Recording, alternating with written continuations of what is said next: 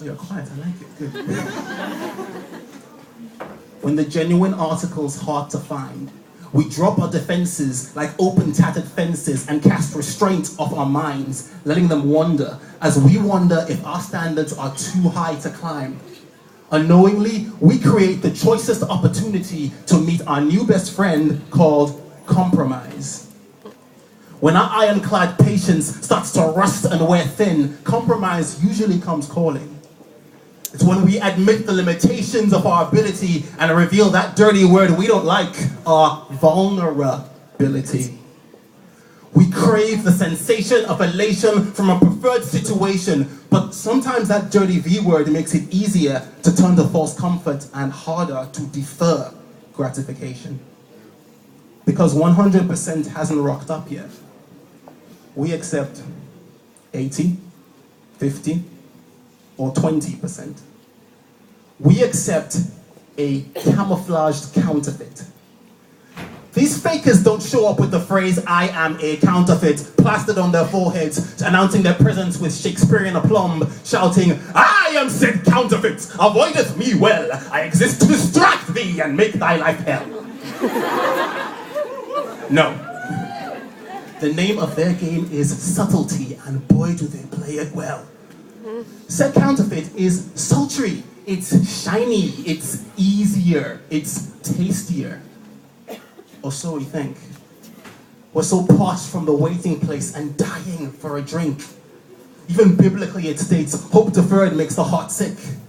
So we get one sweet counterfeit mojito and drink ourselves sick.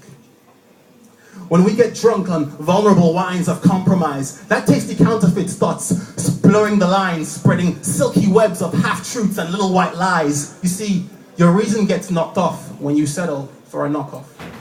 The lover, the lifestyle, the location, the vocation, it's all the same. All can be tainted by the compromise game. These counterfeits will behoove to your yearning, so it behooves you to be discerning. Scratch that. These counterfeits will behoove to our yearning, so it behooves us to be discerning. Yeah, easier said, mate. How can I not stretch the truth on my CV and just ignore those six-figure salaries that promise me a vacation in Rio and will make my barren wallet pregnant with De Niro? At the cost of your integrity? Maybe, but how can I not stare at certain features of the foxy brunette at the office with the green eyes that make a brother go, ah? And oogle at her hourglass frame and those chiseled Latina features that make a brother want to go, at the cost of your purity/virginity?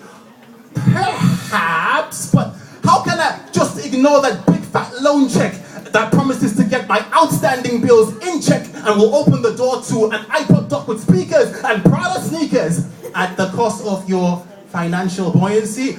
Well,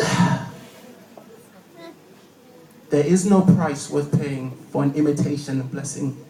Sometimes the price you pay isn't one you immediately see. Eve paid it when she ate the fruit of the tree. It's cheap pound shop glitter that soon brushes off and gives you the brush off. You wake up one day and the concubine turns out to be a porcupine full of thorns. And those Prada sneakers you killed for have left your toes with corns. Discernment gives us the X-ray vision to see past good and wait for best. Though your business may not be booming, honest hands will prevent future dooming. Though the chocolate cheesecake may induce drooling, remember that swimsuit season is looming. Or was looming, we're in winter now. So hold fast to those sacred standards. Standards of purity, integrity, credibility. Standards which the world doesn't seem to esteem very highly. You may well think you've lost.